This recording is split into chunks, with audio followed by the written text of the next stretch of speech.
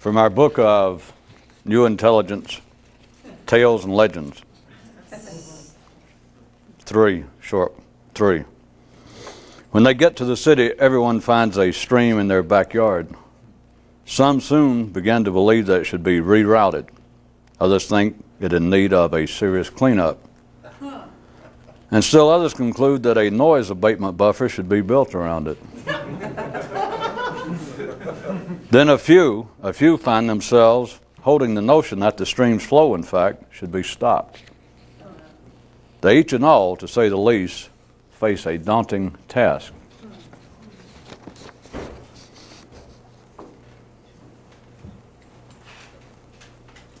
Everyone is frightened by strange noises. Everyone was originally frightened by their own chemistry.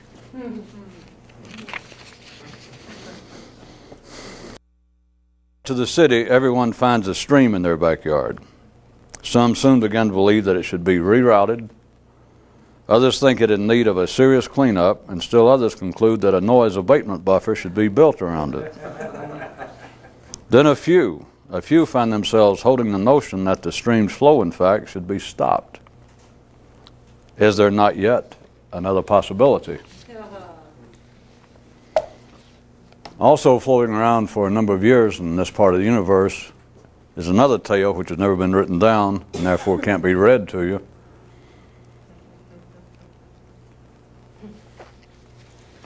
It was generally about this being, we just call him man, goes to somebody who seems to be interested in all this unusual stuff. They had their version on this planet. And he was asking him, why he was interested in such things and why the history of it seemed so vague, and just specifically what it was and what the older guy could tell him. He told him several things that would make their own tale.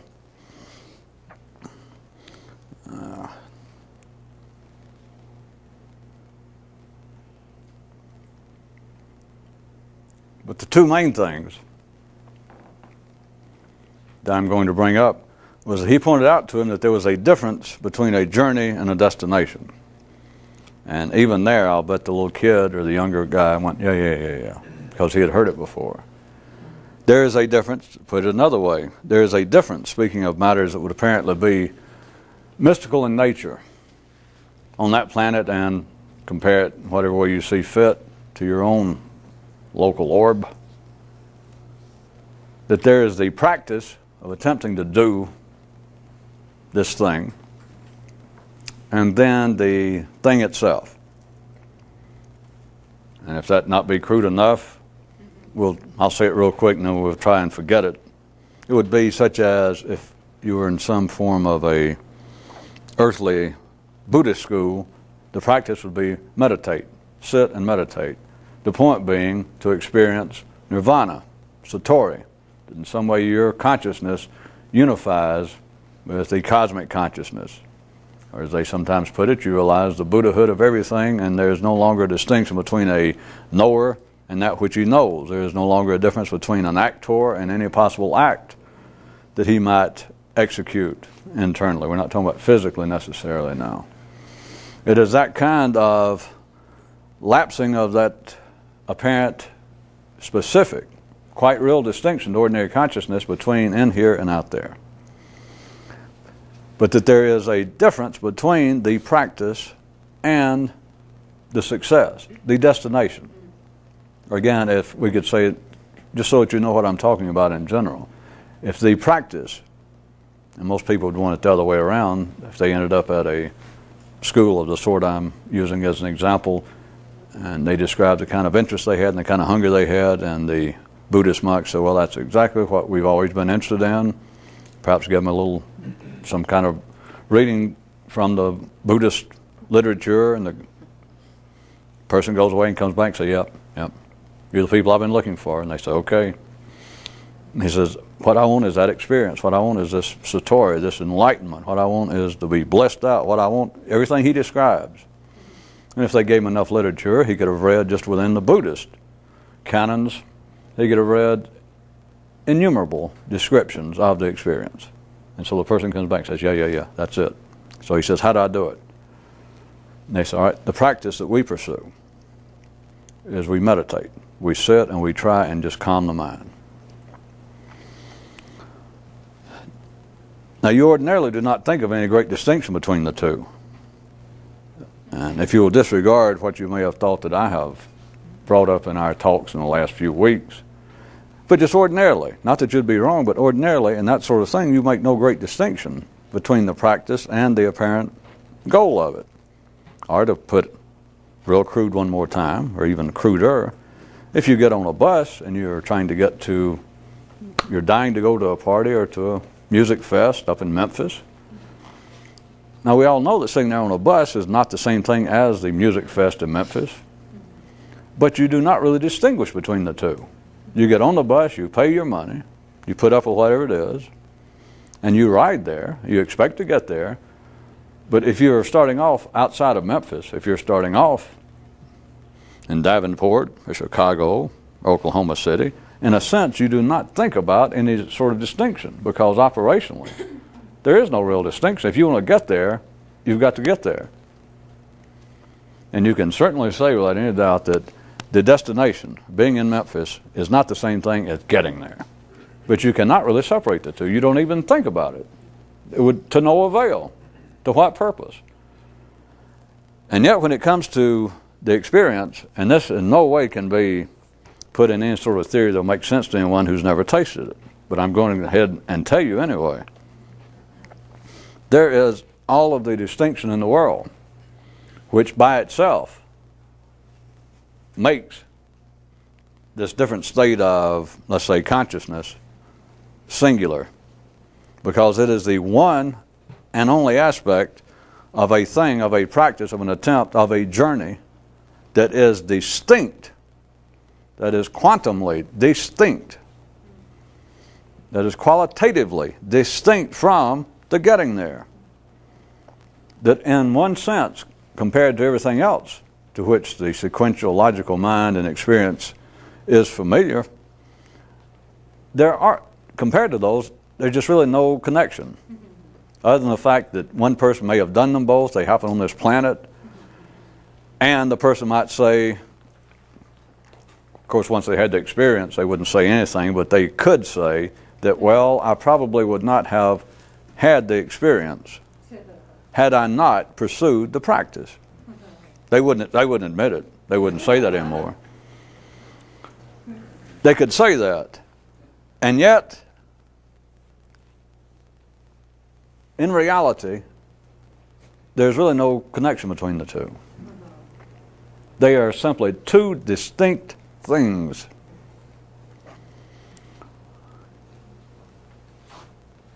At least you think that you may have missed something.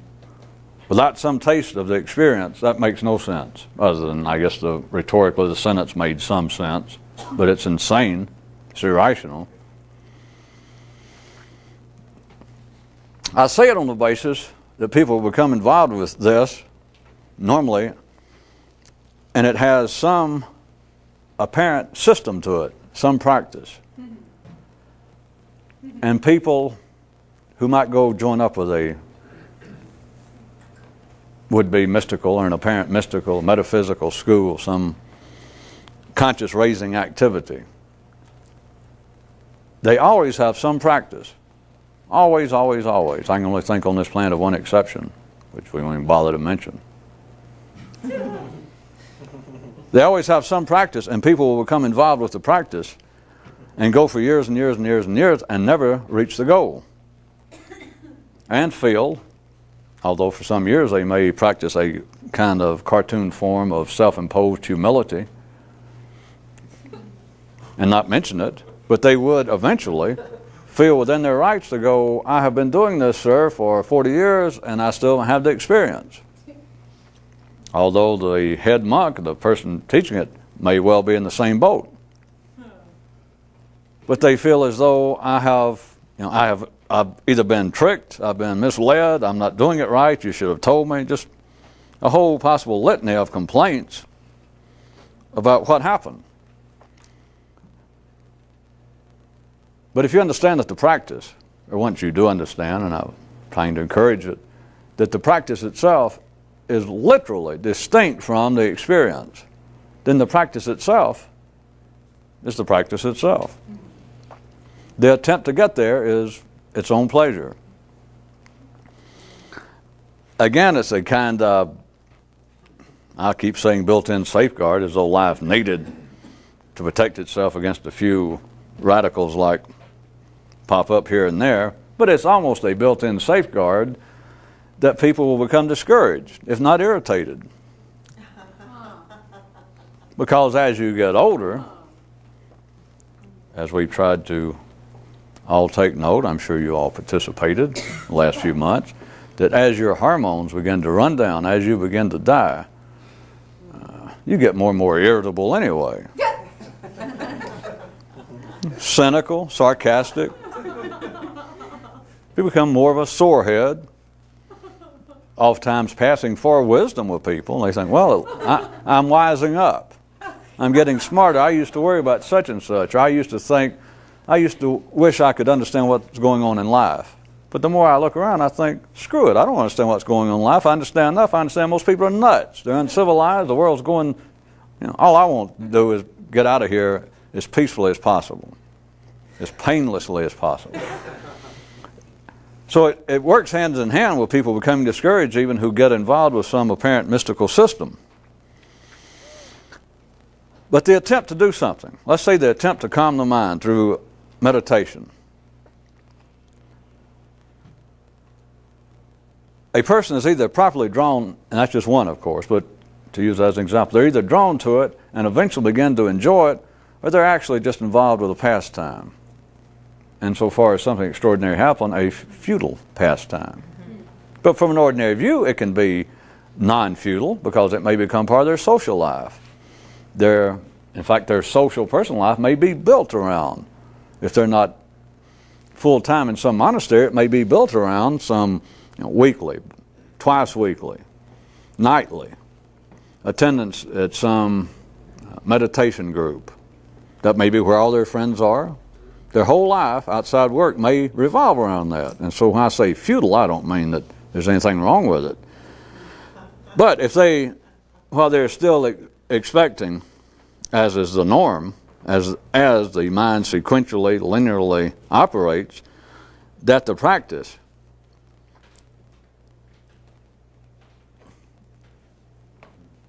is inseparably, at least in theory, and ultimately, is inseparably connected to the object of the practice, whether they succeed or not. Even notwithstanding that they may have been given some initial warning, that the head monk may say, now listen, just because you sit and meditate, there's no guarantee. Right here, the Buddha said it 3,500 years ago. And after him, everybody since then who seems to know what they're talking about or had the experience, they admit that there's no guarantee. And you can tell, yeah, okay, I got it. And yet, it is almost inevitable that somewhere along the line you will become concerned about not succeeding. That is, all right, I am sitting here nightly, whenever it is, I am doing the practice as sincerely as anyone here, and it's been X number of years, X number of decades, and I haven't had the experience.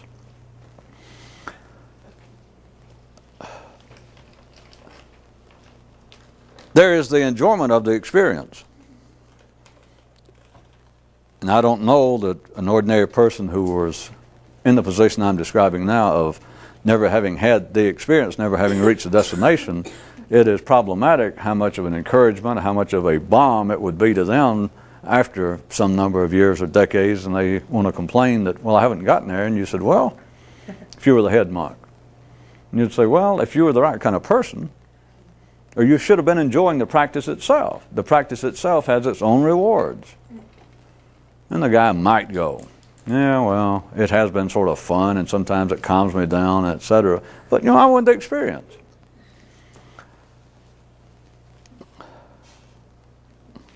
They are two distinct things.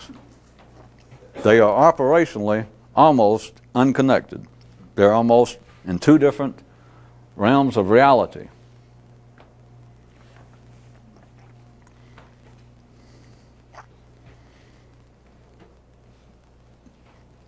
This guy that was telling the story in this other universe even told a story that some of you may find familiar. He was telling this guy that came to him. You remember the setup for this. It's this unrecorded kind of, I guess, semi-lengthy tale. It's of undeterminable length right now. Since IBMIUAIGA, that is, I'll be making it up as I go along, so we don't.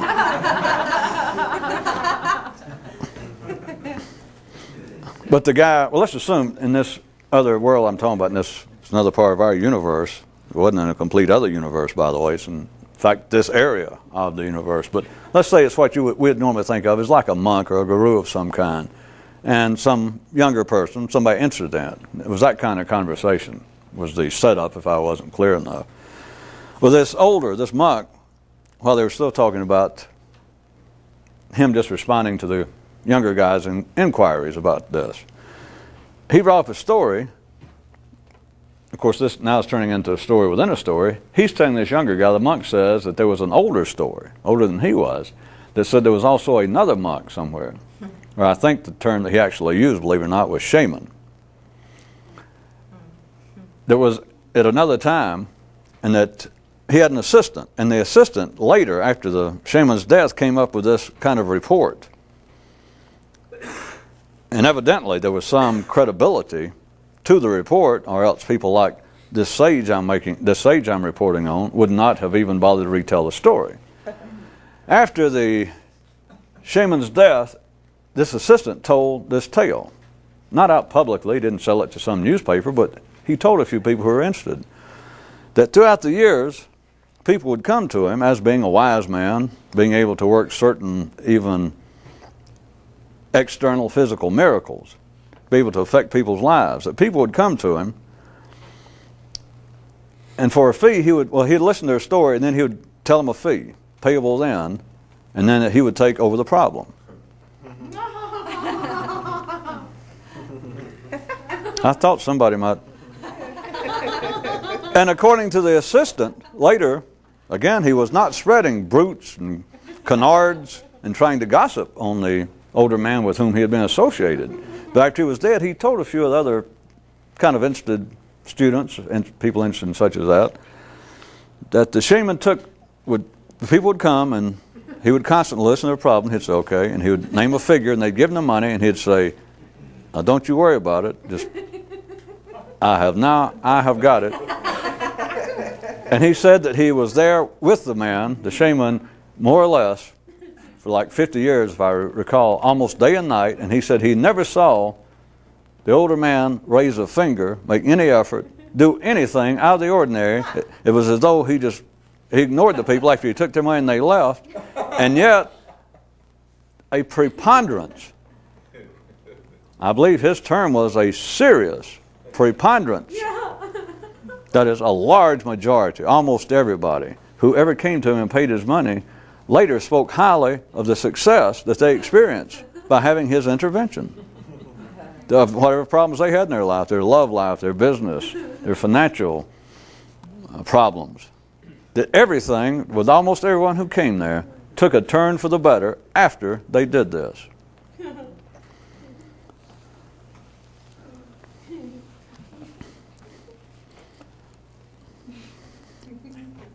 As they were talking, now back to that, we'll leave the story within the story now. That was the end of that. Back to my story of this kind of mystical teacher, monk, guru, somebody talking to this guy who was interested, this younger guy. As they were still talking, sort of in general, about the kind of efforts and taking up some practice, meditating or doing whatever it was, paying somebody money to take over your problems, which don't necessarily relate those two, but I was just kind of bringing the story up a little bit to date here. The kid was asking sort of in general, like, about the specific practices of meditation, this and that, and the older guy, in fact, told him, I think asked him sort of a rhetorical question about, well, there's so many states of one's own mind and own consciousness, are you sure the kid had asked him about meditation, if that was the way. And the older guy replied that since there are so many different states of one's mind, how can you be sure? What would even lead you to believe that there is one method of bringing the mind under control, or expanding the mind, expanding the consciousness, since everyone has varying, changeable states of consciousness continually, that you're not the same person from second to second. So how can you just presuppose that there's only one? Yeah. So the kid sort of asked him about practices in general, and this older guy finally responded in the sense of sort of asking him, like, well, why don't we consider, based upon, I keep calling him a kid, he was not a kid, he was a grown creature, but younger. He was seeking guidance, instructions, information, advice. That's what I mean by the kid. He asked the kid, he said, why don't we consider together, because you have lived a life up to the point that you are grown, you're mature by our standards, you're sophisticated, you're not a bum, you're not a maniac, you're just run-of-the-mill type person. Why don't we consider just sort of you keeping in mind you as you are now, being an average, routine, up-to-speed person, creature. Let us consider from that basis, if you undertook some practice, or if it was some stroke of good fortune,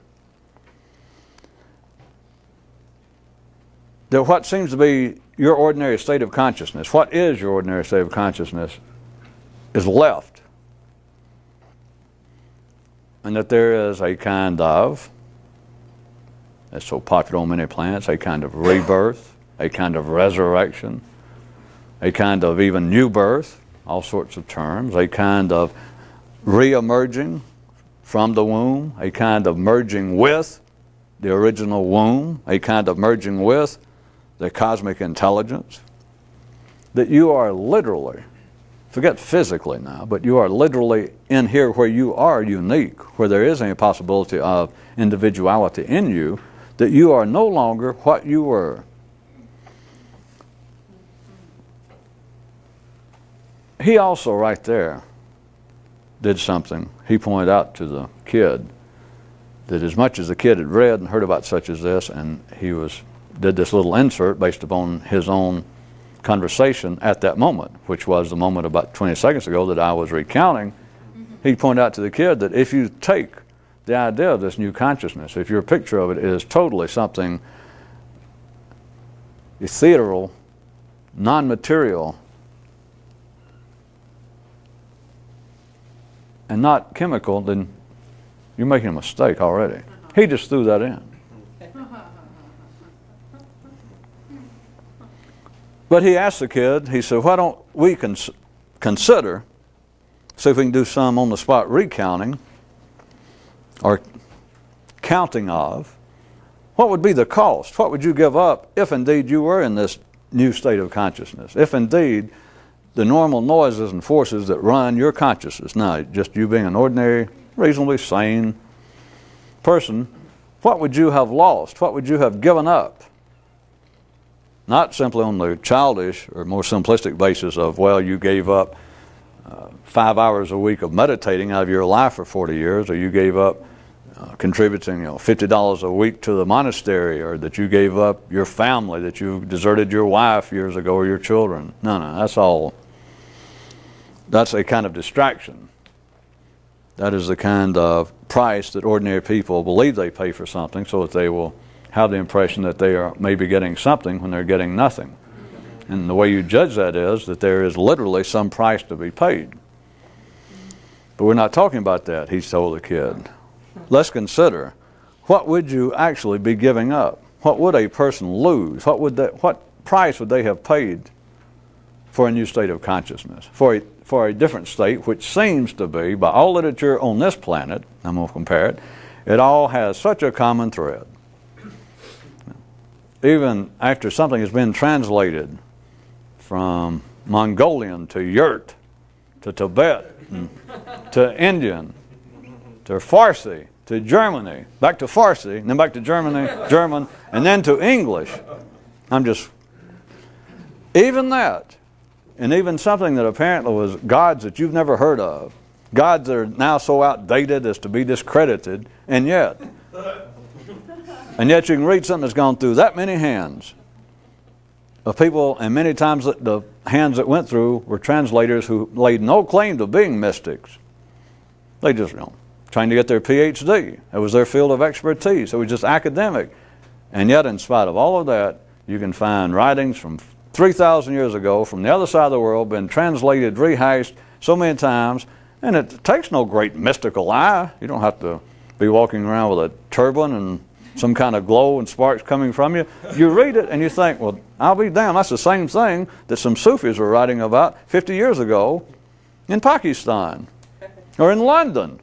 Some guys that came from India, there were some Hindus or were doing some, what they said was some different translations of some of the Vedic scriptures, and this is the same stuff.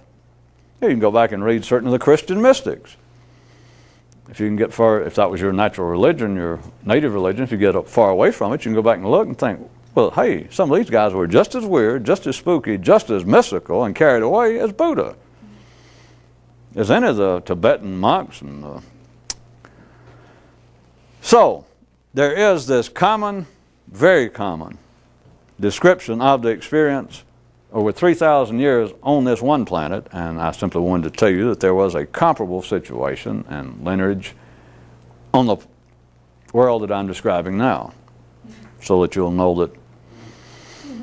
The old man says, well, let's consider, based upon your knowledge, I'm speaking to the kid, his knowledge of just what I got through saying, implying that you know that all these descriptions you've always heard about on our planet, and there was at least 3,500 years worth of history there. It was more, but I'll tell you, it was at least 3,500 years worth, comparable to here. And he says, so you've read enough, I know that, so that you understand that there is a basic thread of the description running through everything from all over our world through all of the recorded history of our world. Okay, you go, yeah. So he said, now on that basis, and on the basis that we'd consider that you are just a prime suspect of being bourgeoisie, middle class, sane, ordinary, with just the hunger, but thus far it has not made you an outcast and you have not driven yourself nuts. You're just still interested. Yeah. So on that basis, now let's consider, and you assuming, you're recalling all the descriptions you've read, and I'm sure you've been close and thought you probably with drugs or all sorts of things, you probably thought you were close. Okay, yeah.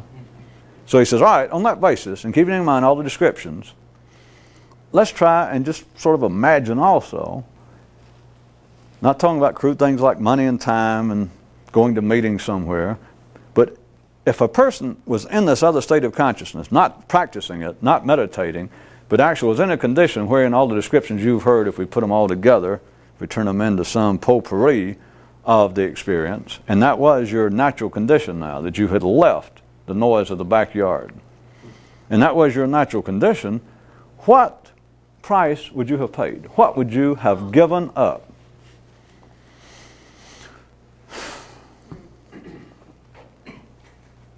For such a great setup, I don't know whether we should press on, whether we should just let the tape roll and we all sit down and have a cup of coffee and let you fill in the rest. What would a person give up if you were in that state?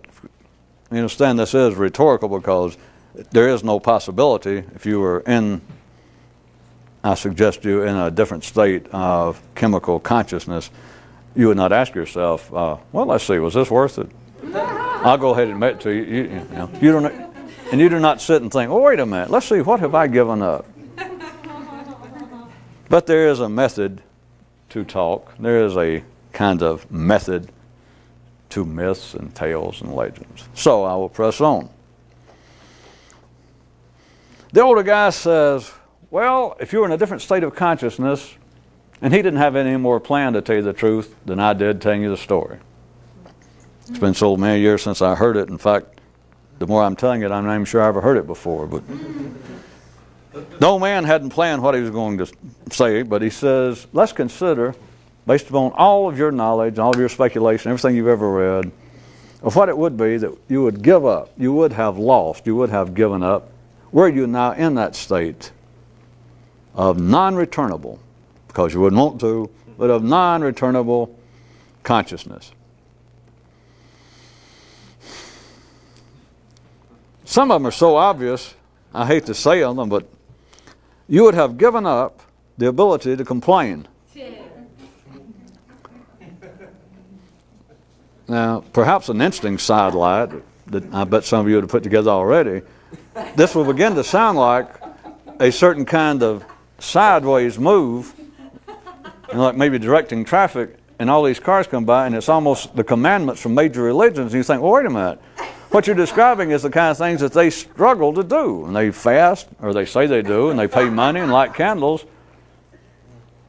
But now listen, you would have given up, you would have lost the ability to complain. Also remember, the story that he started out, or an earlier part of his narrative to the kid, was him pointing out the difference between the practice and the experience. So now he's saying what you would have given up. We're not talking about trying to give up. Now keep that in mind. He's not saying, well, now if you were in a better state of consciousness, you would be struggling not to complain because it's, for whatever reason, the gods don't want you to, or it's uncomely, or you're in no position to judge what we should be doing on this planet, so you should be trying not to complain. That means no. See, you've forgotten already the reason I went through that other part of his story to the kid. We're not talking about the practice now. He's saying that you were there.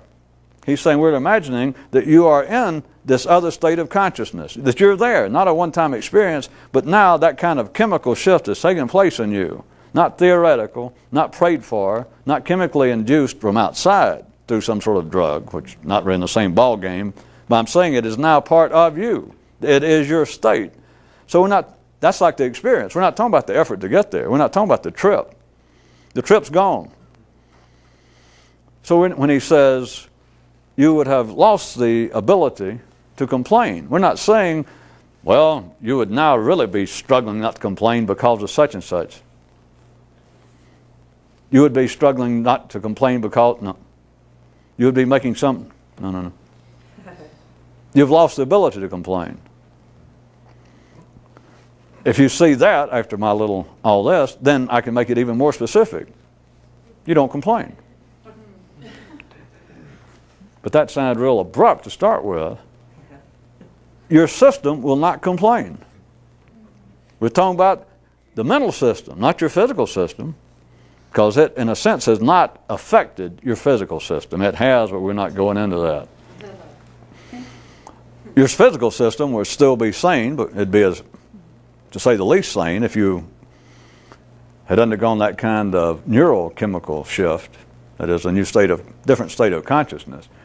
Now physically you could still complain in that sense that if you sat down on a hot rock, your fine enlightened buttocks would say, get thee up, this hurt. And you would not probably eat scorpions live and etc. But up here you would no longer complain. But now,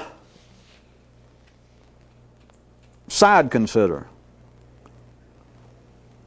how subtle it is to think, to hear that and say, well, yeah.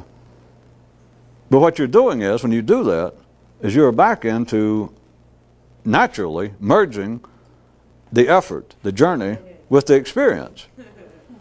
Because your mind wants to say, well, that's no great mystical story, because under different guises, all the world's religions, in fact, any of the major schools of philosophy, point out that a person should, all the way from the Stoics to the existentialists, in some way said you shouldn't complain either for this or that reason, either to please the gods or because it clouds the mind or because it shows that a man is weakening to the temporal, vicissitudes of life, and that, no. See, that's the effort.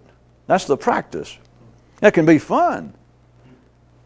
But this old man is now talking on the basis that it has now happened. It is your state.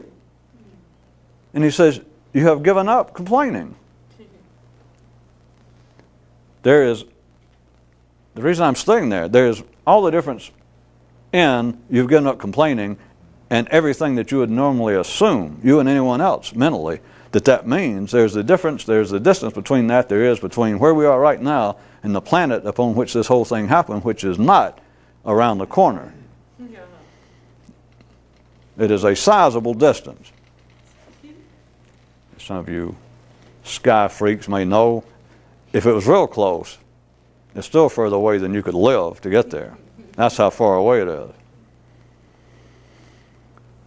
That's the kind of distance. Because it is no longer you in some way trying to practice not complaining.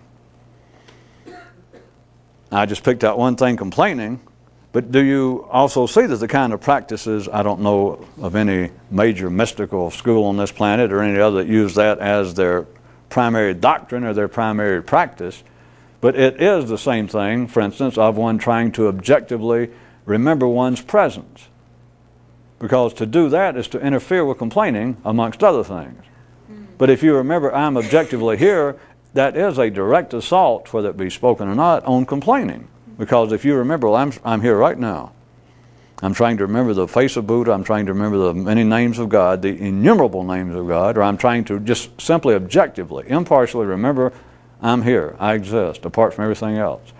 To the extent one could do that, one cannot complain. Because, remember, we're not talking about physical. We're not talking about somebody hitting you with a brick. We're talking about someone is expressing a view. Someone is attacking you. Somebody is criticizing you. Something is going on in the intellectual world which you find offensive, annoying, worthy of at least internal reaction, complaining. But to the same extent that you are succeeding in a practice, such as the attempt to objectively remember one's presence amidst the chaos and vicissitudes of the ordinary world, which comes and goes as even Buddha, as everyone's known for years and years, that I am attempting sort of to stand here internally and remember me, to remember that I exist apart from, right now, what he thinks I am, he's insulting.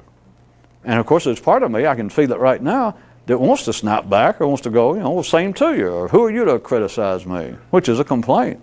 But by the same degree, to the same degree that one could at that second succeed in the practice, then one is not complaining.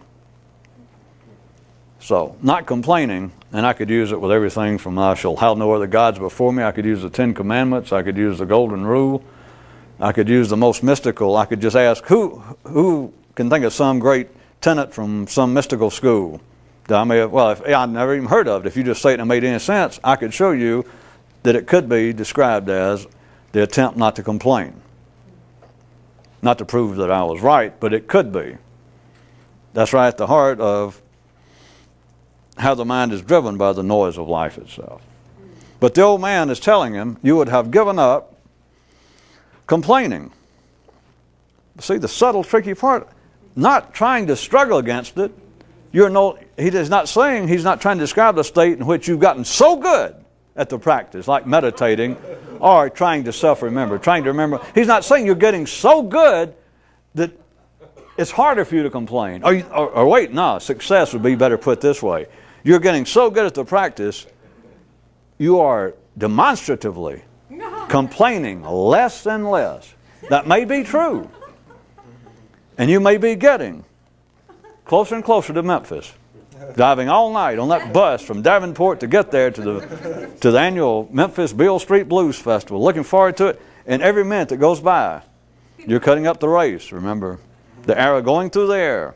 That Greek still running along beside the bus saying, well, the arrow never gets there because it goes half the distance, it goes half the distance. You get closer and closer and closer, but you never get to Memphis. The arrow never hits anything. If you don't believe that, go back and get that Greek he can prove it to you. The arrow never gets there. That is the difference between the practice and the experience. And that is the subtle part that the mind is not even accustomed to dealing with, because when I repeat this old man's notice to the kid that one of the prices you have paid is you no longer complain. The mind does not take that as being a literal fait accompli. Because you can't imagine. It does not register to say, well, you don't complain. Everybody complains. Everybody complains.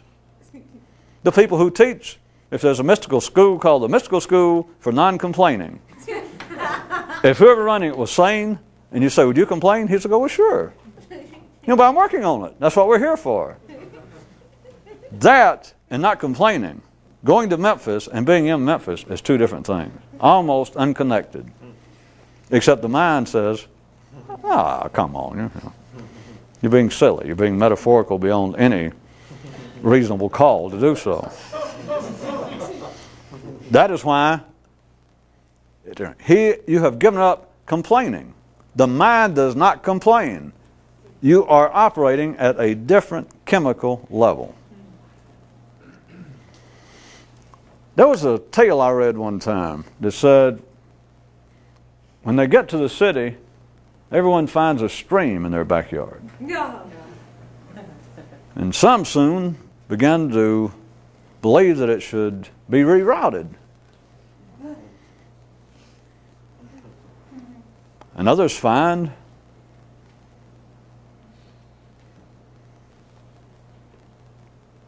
that it's in need of a serious cleanup.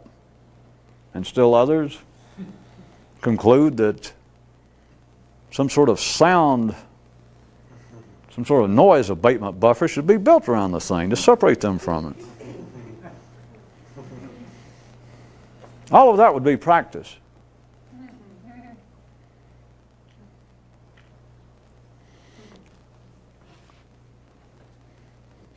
To not complain is to not hear the same chemicals.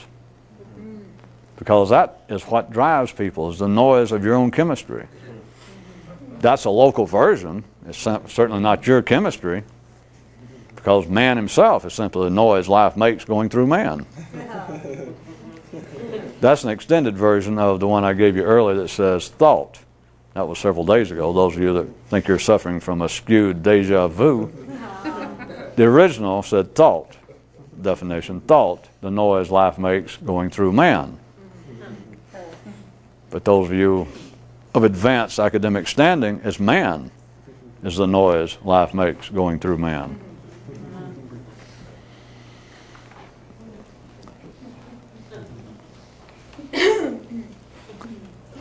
If we had had time, which it doesn't matter one way or the other, I could have gone on and on. Maybe we still have a little time of the prices that this old man could have said a person had paid.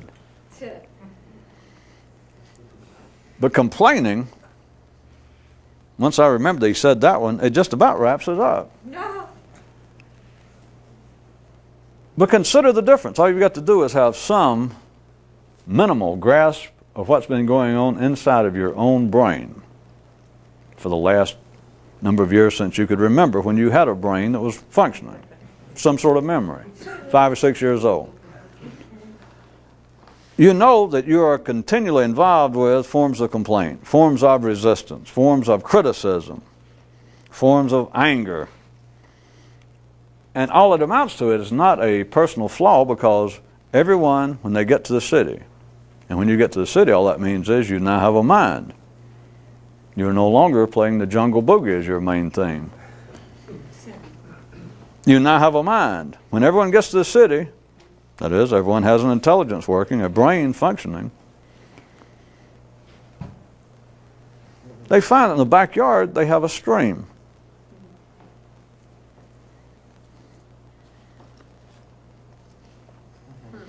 The nature of the stream is complaints. The output, the manifestation as experienced by the city dweller, is forms of complaint. Hence, in the tale, the several descriptions of what people, the main three groups of people, think about when they get there and realize the stream's back there. Some of them begin to think, well, that thing needs to be rerouted. Complaint. Wait a minute, that thing needs to be cleaned up. Some kind of beautification, but a clean up of it. Complaint. Or that I should be in some way separated. We should have some sort of buffer, one of these noise abatement fences, one of these buffers built around that thing. Complaint. As long as the chemistry running one's body, one's machinery, is, to use earthbound similes, comparisons, as long as it is AC current, as long as it's polarized, then A will always find fault with C, and vice versa. Were it not so, AC current would stop. Everything would grind to a halt. Reciprocal engines running off of AC energy, running off gasoline. Combustible, well, you know what a reciprocal engine. If a rod running this way does not find fault with a piston going in this direction, the engine will cease. Complaints, in the widest sense of the word, are a normal, unavoidable manifestation and basic operating dynamic at a three-dimensional level to such a degree that it's almost beyond analyzation. Although I can make up little things like I did about if we were, the electrical power on this planet is run off of AC current, then if A quit finding fault with C, it would collapse. And you can hear that and go, well, all right. Or my thing about reciprocal engines and opposing forces, you can go, well, all right. But you can't really take it, you don't even see the need. Just all you got to do is check with you. You find no real immediate need to pursue it any further. Or to think, well, metaphorically, it makes sense. And so therefore it must represent something, or could represent something of a wider nature, but your mind's, may I say, hard-pressed to say, well, what? Because that's the nature of the mind. It is as though AC current, right then, suddenly that the A part turned around and went, not to see C, but that A wants to self-remember, that A wants to become aware of itself, that A has now been influenced by the great mystical forces of India or Greece, and A went, I need to know myself. And there's nowhere to look.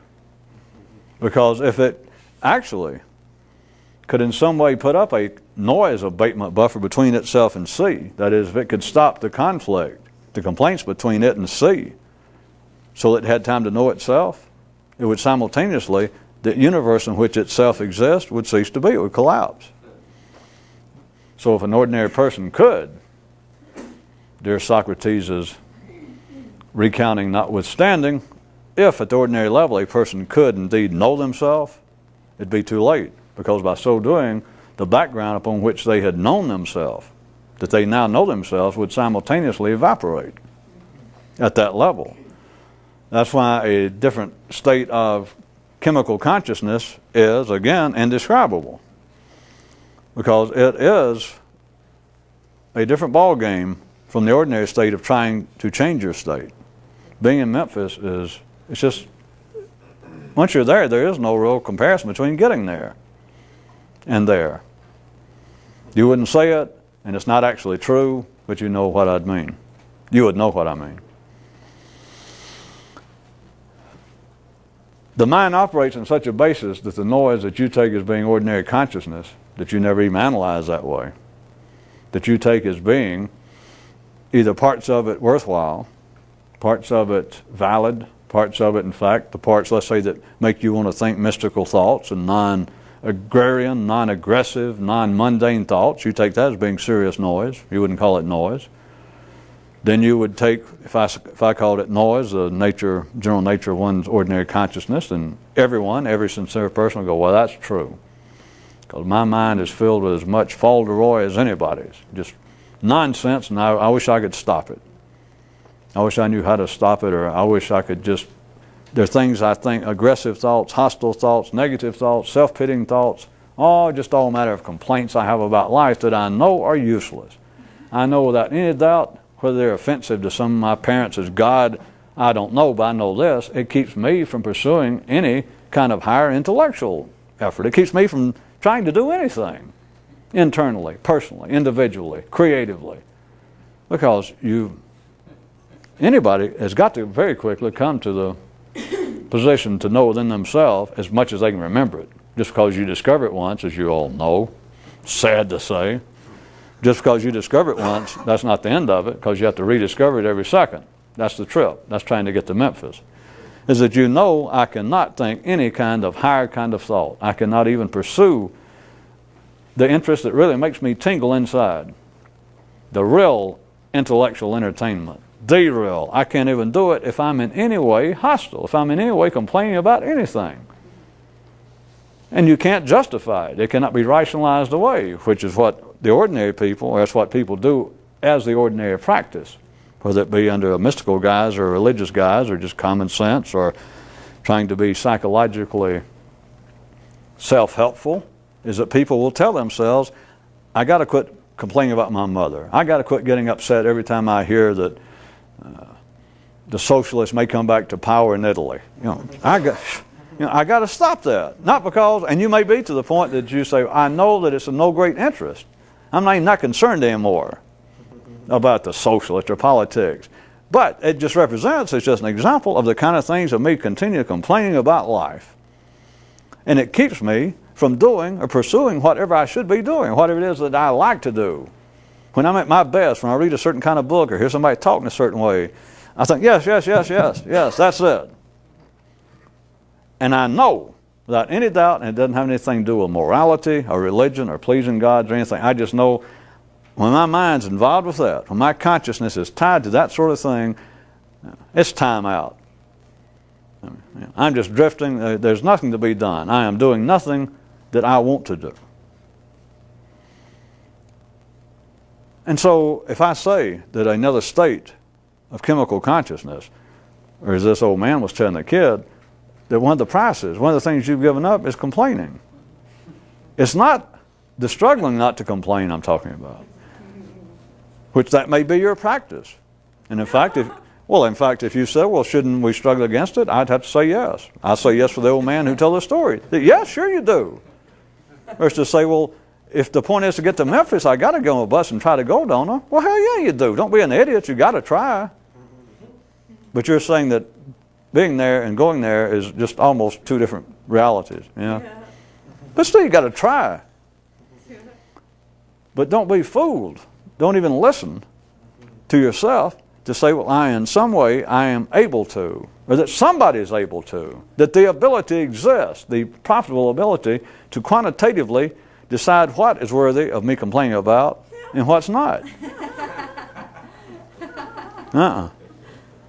See, that is, if you can hear me, damn near proof, wink, wink, laugh, laugh, damn near proof of the absolute distinction between a journey and being somewhere. Because struggling not to complain, if that was the point, back to my little example, if we said, all right, there's a school, how to be more awake, how to be more conscious by not complaining. And if the whole practice was, whether we did it in a sitting down position, maybe we had a smorgasbord of practices that on some nights we sit and we try to be quiet and not complain, and then other times between the hours of 1:30 and 2 in the afternoon, we try wherever we are not to affect our lives and go through our normal business, day-to-day procedures, but we try not to complain. Do we have different variations of the practice? But that is not complaining. Not complaining is absolutely unnatural. And I'm just saying unnatural, I'm saying not complaining just as one term, just one word, because all that is indicative of a different chemical state in your brain. It is unnatural, literally, on the basis that you do not stay conscious through the conflict, through the friction of, metaphorically speaking, AC energy. The tango dance, your own brain looking at it as being the ballroom, everybody else is driven by a tango dance, by an Apache dance, by a dance that you've got two people dancing. You've got AC energy. You've got the polarized nature of describable mental reality. You can't escape it. There's another level. There's another dance floor. And there's not a couple dancing like that.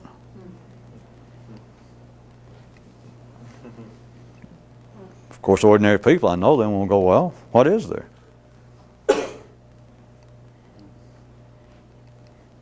Well, why should I make any effort if you just say, that's true. Because not only is there anybody that knows anything wouldn't give you any great promise. On top of that, they'll be glad to tell you what it's going to cost. You won't complain. I'm doing an ordinary person. Well, wait a minute. Well, now, some things deserve complaints. I mean, there's injustice in life. There's unfairness.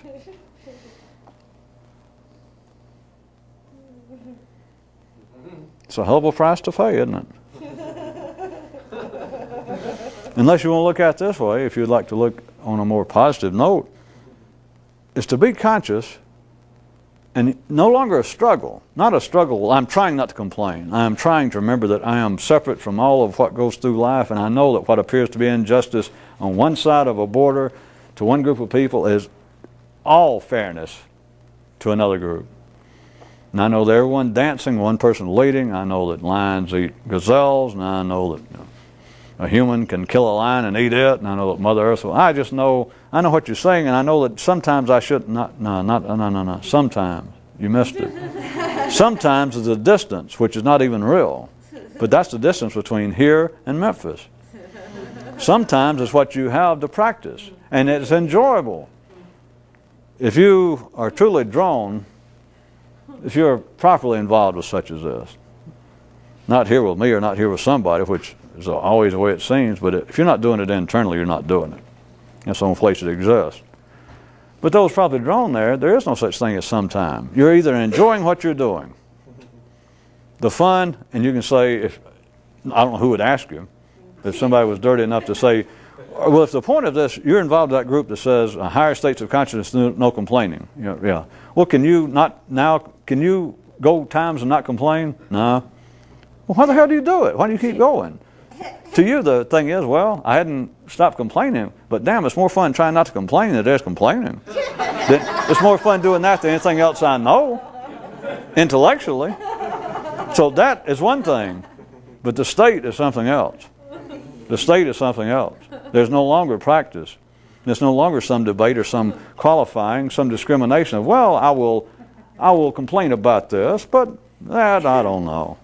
It's just not possible. I hate to say not possible, but there I said it. The energy running the mind, chemically, not theoretically, not spiritually, not psychologically. It is chemical. And it cannot be proven. It makes no sense medically, and I wouldn't even try, of course, and there's no description. I wouldn't even stoop that low to say, well, here's what it's comparable to. It's not even comparable. You can't even describe it. But you can be conscious in the things that have always driven you, not theoretically, not what you read about everybody else, but suddenly everything that ever drove your mind, just stop. Huh. You know, I didn't say that, and this story didn't say that the stream in the backyard disappeared. You can't actually make a stream disappear. Those of you who don't know it.